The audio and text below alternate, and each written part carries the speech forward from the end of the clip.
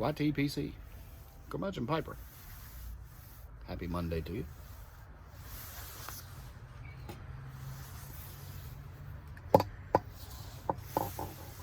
Quick sip of coffee.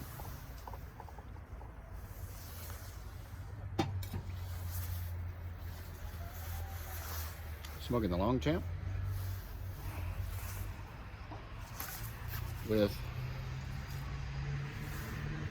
HU's English Breakfast. Fine morning blend. This tin's almost gone. Thankfully, I have one more in the cellar. So I was nominated by Buckeye to do the 5 tobacco challenge, a daily smoker, an OTC blend, a Friday night blend, a blend to impress your friends, and a special occasion blend. And many of these will be no surprise to any of you. There is a common denominator in all of these with the exception of the OTC, and that's Latakia. So of course, number one, the daily smoker. And daily is relative. I don't really always smoke it every day because I simply don't want to run through it that quickly. But that is of course GLP's Maltese Falcon. It's a fantastic blend. When back in 2018, I believe it was, my son wanted me to buy a tin of tobacco for Christmas, so he gave me the money. He didn't buy it because he's underage. But I bought a tin of Maltese Falcon, and love at first smoke.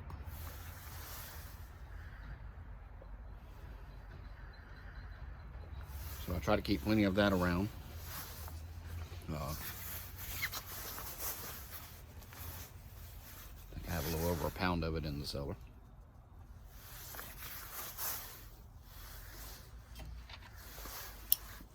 Elbow shot.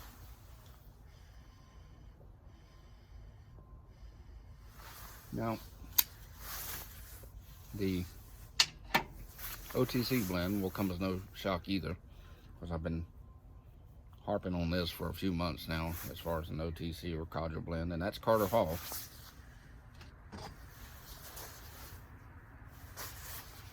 I had a bowl of that first thing this morning. Very good. Beats out all the other Codger blends that I've tried. Now the Friday night blend, the blend that you just kind of get a hankering for at the end of the week. Number 3 would be Boswell's Northwoods.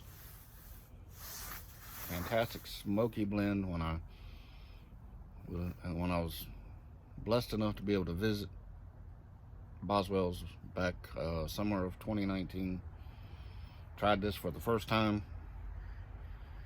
in the smoking lounge there, and I was like, yep, this is where it's at. It's bold. It's not, and some people get different flavors from it. Some people think it's not that bold. I do, and I enjoy that. But so that's number 3, Boswell's Northwoods for your Friday night blend. Now number 4 is the blend to impress your friends. And I was hoping that Peterson would pick this recipe up when they took over the Dunhill blends. They have not as of yet. I still hope they will. But I think it was the 2019 Christmas party. Buckeye was here for that one, and I pulled this out, and he had not had it before, if I recall correctly. And he really enjoyed it too. And that's Dunhill's My Mixture BB 1938. A good, evenly balanced English blend. Really enjoyable blend. And then special occasion, number 5, is one that is very difficult to get because it has Syrian Latakia in it, and that's Mac Baren's HH Vintage Syrian. Now I can tell the difference between Syrian Latakia and Cyprian. The Syrian has a again, a more bold flavor of the Latakia. Still well balanced, and just really enjoyed it. Really enjoyed that blend. So I have a 10.5, I think, in the cellar. So I only really try to smoke that once or twice a year at the most. So that's a special occasion. So there you go. Maltese Falcon as the Daily Smoker, Carter Hall as the OTC or Codger blend, Boswell's Northwoods, BB 1938, and then H&H Vintage Syrian. And now I'm supposed to nominate 3 folks to join in on the fun. My first nomination goes to Ghost Cobb. I give Ghost Cobb a hard time quite frequently because he has kind of backed away from doing his Fine 5 on Fridays on a regular basis. So go for it. My second one, Melvin, Garbage Man Piper. Pretty sure he'll have a interesting list of 5 blends. And last but not least, because he doesn't do nearly enough videos, Desert Pine Piper, Jim.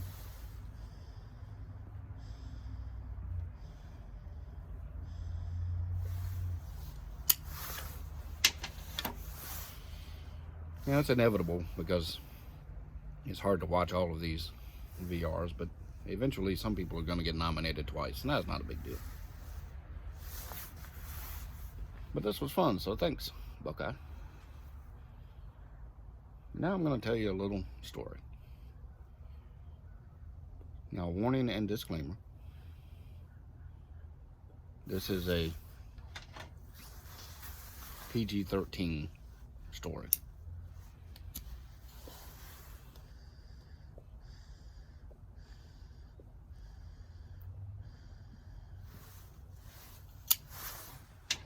I will clean it up as best I can. There's no profanity, but it contains topics of a sensitive nature. So if you have kids nearby, you may want to usher them away or usher yourself away. Just use better judgment than what you normally use when you watch my videos.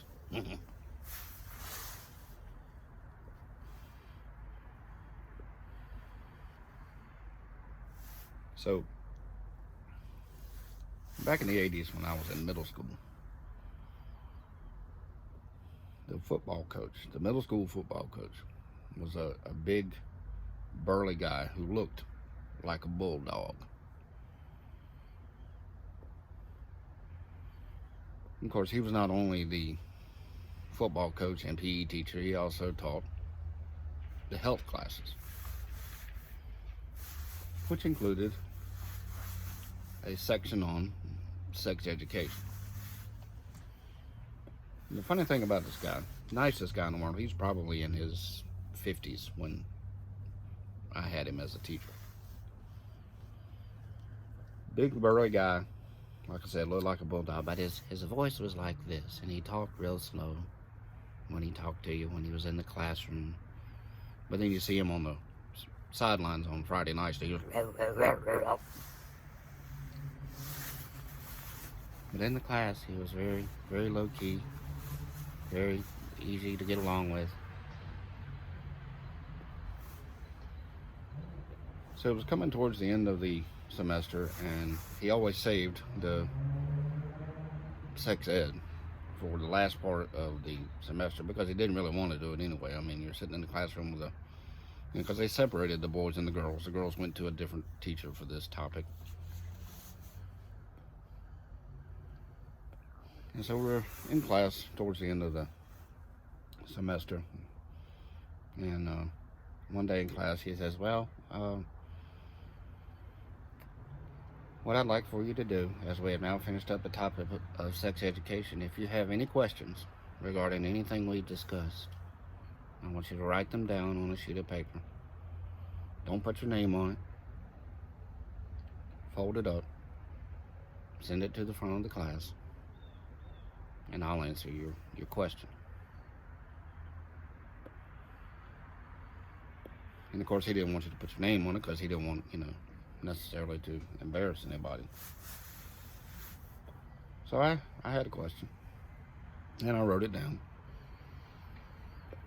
And I folded it up, and I folded it up in such a way that I could tell, when he was going to get to my question, I'd be able to recognize the paper. And so he's going through the questions, and he gets to mine, and he takes out the paper and he unfolds it, and he sits there and he reads it. And then he reads it out to the class.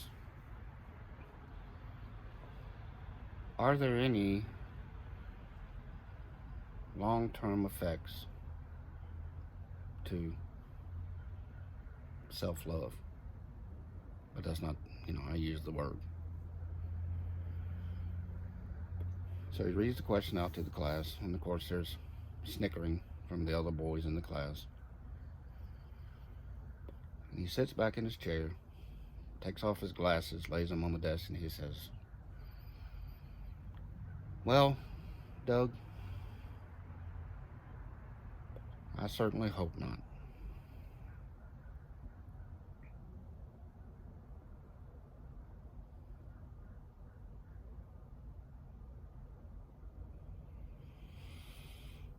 Not the stellar highlight of my middle school career, but he answered the question. Well, there you go. There's your Monday funny. You folks, be well, be humble, be grateful for all that you have. I'll see you again soon.